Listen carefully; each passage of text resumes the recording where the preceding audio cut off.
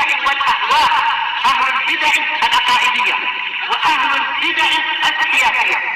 نقول بيننا وبينكم السلف، بيننا وبينكم الكتب، كان فيقول البدع بيننا وبينكم الجنائز.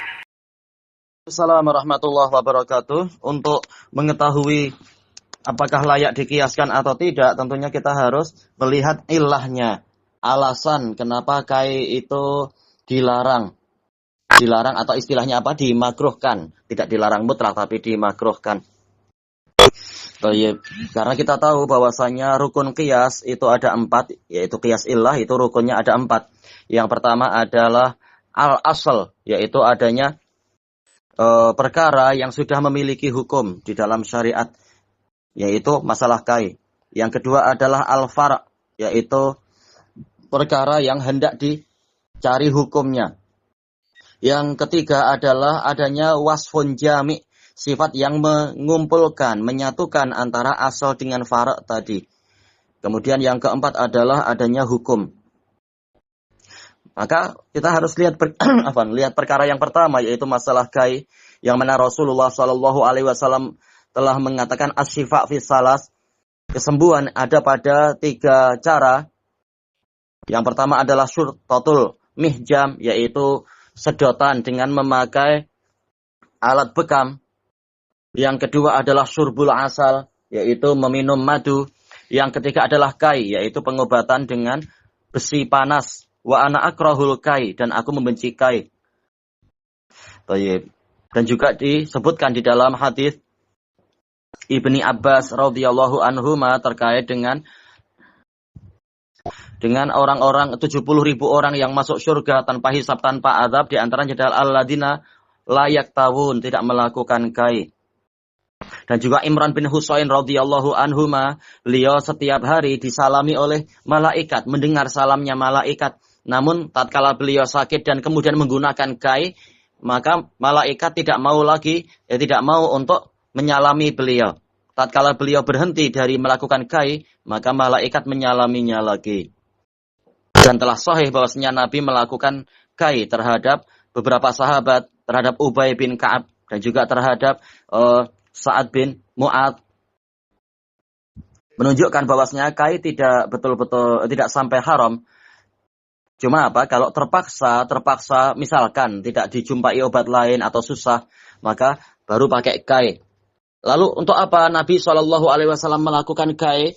Di antaranya adalah untuk mengeringkan ujung pembuluh darah yang boleh jadi pada situasi itu, yaitu pada waktu terjadinya perang Khandaq, tatkala Sa'ad bin Mu'adz mengalami yaitu pembuluh arterinya yang di pergelangan tangan itu terkena anak panah sampai putus, darah mengalir dengan deras. Maka waktu itu Nabi SAW terpaksa memakai kai untuk mengeringkan ujung-ujung luka itu agar darahnya segera terhentikan. Ini terpaksa. Jadi tujuannya adalah untuk itu, yang seperti itu, untuk mengeringkan luka dengan cepat. Kemudian juga dijelaskan oleh para pakar di Yaman masalah kai itu adalah dia untuk merangsang simpul-simpul urat syaraf.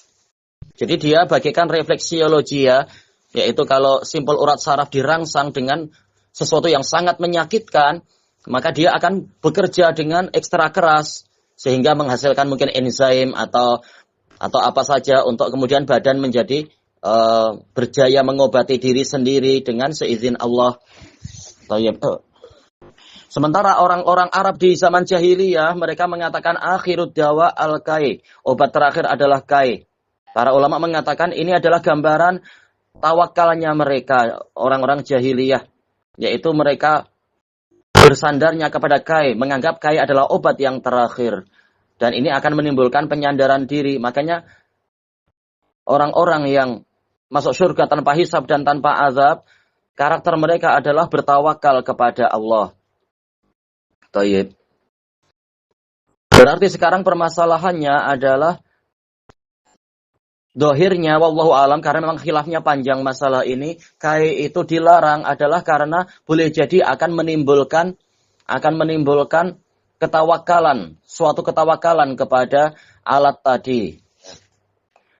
Yang lain mengatakan alasan pelarangannya adalah ta'dzib binar, menyiksa dengan api. Sementara Allah Ta'ala melarang itu, sebagaimana di dalam hadis Ibni Abbas. Baik, la yu'adzibu bin nari illa rabbuha. Tidak ada yang boleh menyiksa dengan api kecuali pemilik api, yaitu Allah Ta'ala. Baik. Maka wallahu alam, apakah ilahnya masalah penyiksaan dengan api, ataukah ilahnya yaitu menimbulkan ketergantungan hati walaupun sedikit? Nah, sekarang kita lihat, boleh jadi seperti itu. Maka apakah pengobatan dengan memakai bantal panas, atau mungkin bukan berupa bantal, tapi botol diisi air panas untuk memperbaiki perut, atau untuk mungkin para wanita yang setelah melahirkan, yaitu pembuluh-pembuluh darahnya banyak yang putus, kemudian badannya agak melonggar, atau mengalami berbagai kesulitan, maka dia diobati dengan dengan botol yang diisi air panas, atau mungkin dengan batu yang dipanaskan dan ditambah dengan daun-daun mengkudu dan sebagainya. Apakah ini masuk ke dalam pembahasan tadi? Wallahu alam, zahirnya tidak masuk ke dalam jenis kai. Kenapa? Karena insya Allah dia tidak sampai menjadi api. Kalau jadi api ya berarti hukumnya hukum api. Tapi ini panasnya paling seberapa? Kalau dengan air itu maksimal panasnya adalah 100 derajat Celcius. Karena kalau lebih dari itu dia akan menguap. Maka sementara api panasnya luar biasa. Dan insya Allah air yang dipanaskan itu pun tidak langsung sampai ke badan. Tapi dia dibalut dengan mungkin dengan handuk lah atau yang semacam itu. Demikian pula masalah bantal-bantal yang dipanaskan itu. Insya Allah dia tidak sampai sepanas api. Insya Allah tidak sampai 100 derajat. Apalagi sampai sepanas api. Maka tidak sampai pada tingkat pembakaran. Dia cuma untuk menaikkan derajat anggota-anggota badan atau pembuluh-pembuluh darah atau untuk merangsang syaraf-syaraf, tapi tidak sampai seperti besi yang dipanaskan yang panasnya bagaikan api itu. Dan juga insya Allah tidak sampai menimbulkan ketergantungan. Orang-orang sekarang wallahu alam yang belajar, insya Allah dia tidak akan sampai tergantung kepada benda-benda tadi. Tapi itu sekitar cara-cara yang ma'ruf, yang orang melakukannya tanpa jiwanya tergantung pada benda tadi. Maka wallahu alam yang seperti itu tidak mengapa. Yang penting bukan besi yang dialiri listrik sehingga jadi sangat panas seperti kai jadinya, tapi seperti yang antum sebutkan, yaitu sekitar bantal yang di bagian bawahnya diberi alat pemanas.